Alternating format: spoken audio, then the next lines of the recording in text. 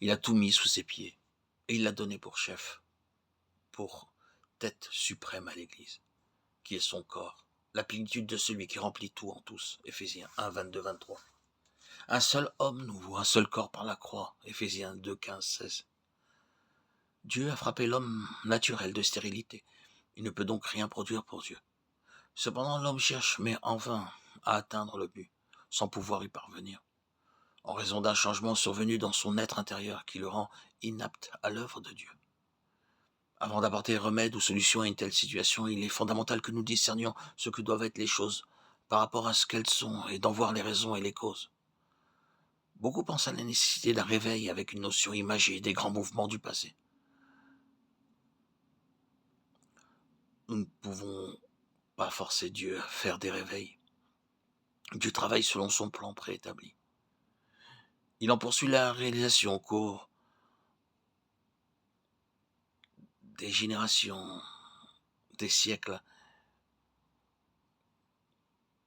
Il est donc très important de discerner ce qu'il fait à notre époque, dans notre temps, et comment entrer dans ce mouvement venu des cieux et ce qui doit être réalisé en nous pour collaborer avec lui et prendre notre part dans son fardeau dès aujourd'hui. La situation actuelle est celle d'un déclin spirituel général. Cette situation de déclin général relève de plusieurs choses. La première, c'est que Christ est sauveur et non le Seigneur. Il peut sauver, mais non régner. C'est là la réalité dans beaucoup de croyants. La seconde, c'est que la croix, dans son principe, n'est pas vécue intérieurement. L'expérience de Romains 6, baptisé en sa mort, est un fait inconnu dans la vie d'un grand nombre. Et la cause immédiate en est que Christ n'est pas Seigneur, car c'est en raison de son obéissance jusqu'à la mort de la croix qu'il fut élevé souverainement. Philippiens 2, 8 à 11. Découlant de ce qui précède, la vie dans l'esprit n'est pas expérimentée. Le baptême de l'esprit selon les promesses du Seigneur est inconnu, ce qui permet à l'ennemi d'en apporter la contrefaçon avec toutes ses graves conséquences. Finalement, il n'y a aucune unité. L'unité spirituelle est organique et vivante. La vie de Christ est une, parce que Christ est l'unité parfaite en lui-même. Cette unité qui doit être rétablie dans l'homme résulte de l'élimination progressive de la vie de l'ancienne création par la croix, afin que nous vivions dans la résurrection.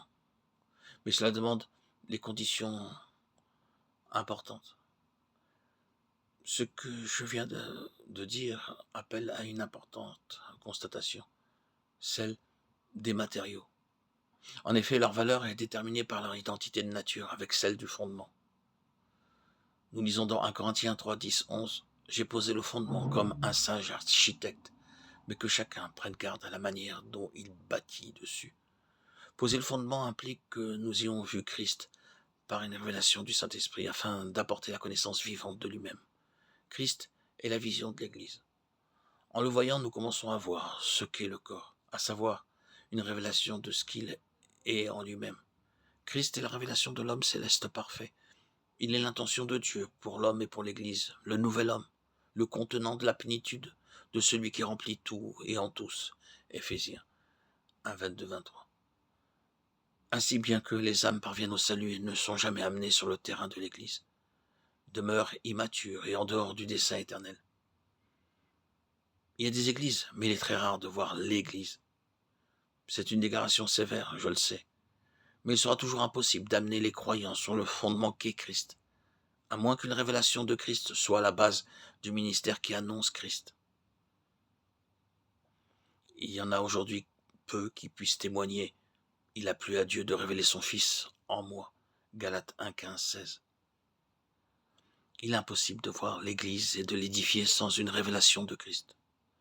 Nous ne pouvons voir le corps avant de voir la tête. Il ne s'agit non plus pas de posséder le langage de la révélation, mais la révélation elle-même en la personne de Christ. Le besoin de Dieu, comme celui de son peuple, est d'avoir un vase dans lequel cette révélation est expérimentée. Car Dieu ne saurait parler par aucun autre moyen. De cette absence de révélation de Christ résulte toute une activité dans l'œuvre de Dieu. Et l'évangélisation pour le salut des âmes a mis de côté le dessein de Dieu, lié à l'Église, avec cette terrible conséquence que le but et la raison même de Dieu dans la croix ne sont pas atteints, afin que la croix de Christ ne soit pas rendue vaine. 1 Corinthiens 1, 17. Dans une très large mesure, les croyants ne sont jamais entrés dans la vocation. Ils sont restés en dehors du dessein. C'est l'aspect dramatique des choses aujourd'hui, car dans cette situation de confusion et de cécité spirituelle, c'est un homme en désordre intérieur, une maison divisée en elle-même, qui se sont introduits dans l'œuvre de Dieu. Cependant, et en dépit d'une telle situation, Dieu travaille à réaliser son plan et finalement, il obtiendra ce que son cœur désire. Il me montra la ville sainte, son éclat était semblable à celui d'une pierre très précieuse, d'une pierre de jaspe, transparente comme du cristal. Apocalypse 21, 10, 11.